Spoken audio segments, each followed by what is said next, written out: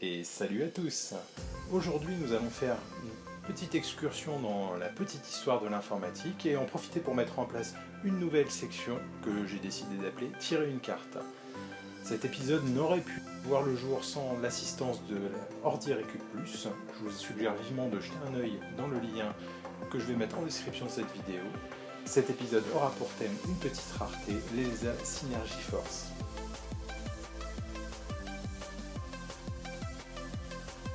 Bon, petit résumé pour ceux qui n'arriveront pas à tenir toute la vidéo, l'ELSA Synergy+, c'est une GeForce 256, la première génération donc, en AGP 4X.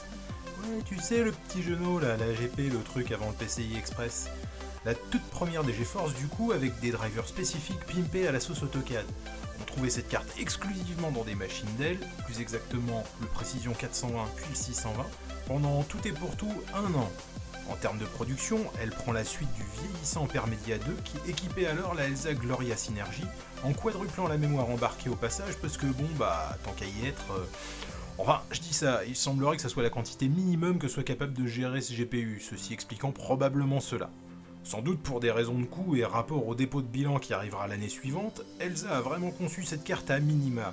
SDRAM qui bride le GPU, design de la carte commun avec quasiment toute la gamme de l'époque, d'où le petit circuit additionnel qui permet de connecter un écran en DVI-D, Dual Link quand même, il aurait quand même pas trop fallu se foutre du monde en limitant, en plus de tout le reste, la résolution affichable, surtout qu'encore une fois on parle d'une carte dédiée à la CAO, typiquement le genre de domaine où on fait péter les hautes résolutions. Cela dit, le Dell Precision 420, qui était pour le coup généreusement doté d'un P3 933, carte mère 10 processeurs, ça laissait même de la marge de ce côté-là, de 128 Mb de RAM extensible à 1 Go et de la possibilité de brancher nativement des disques durs en Ultra 160 et CSI, était malgré tout en très bonne position en termes de performance, si l'on en croit les conclusions de PCMag de septembre 2000. Très bonne position et très gros chèque aussi, Dell oblige. Parce que bon, même si on s'en souvient plus trop maintenant, et même si c'est moins vrai aussi, pendant très longtemps, Dell, c'était un peu l'Apple du PC, quoi. Enfin bon, comme je l'ai dit en début de vidéo, la durée de vie de cette carte a été finalement très courte, remplacée par l'ELSA Gloria 2, équipée des premiers processeurs graphiques Quadro, ayant strictement la même tronche, à l'exception de 4 chips de mémoire en plus à l'arrière de la carte. Et puis bon, pour finir rapidement sur le destin d'ELSA.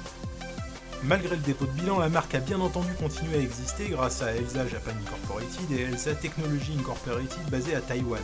Mais on aura l'occasion d'en reparler plus en détail dans une vidéo future.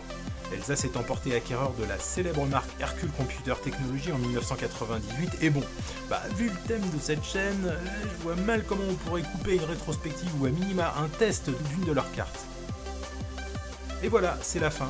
Comme d'habitude, si vous avez aimé la vidéo, laissez-moi un petit pouce bleu et si vous voulez être dérangé, mais pas trop, n'hésitez pas à cliquer sur la petite cloche.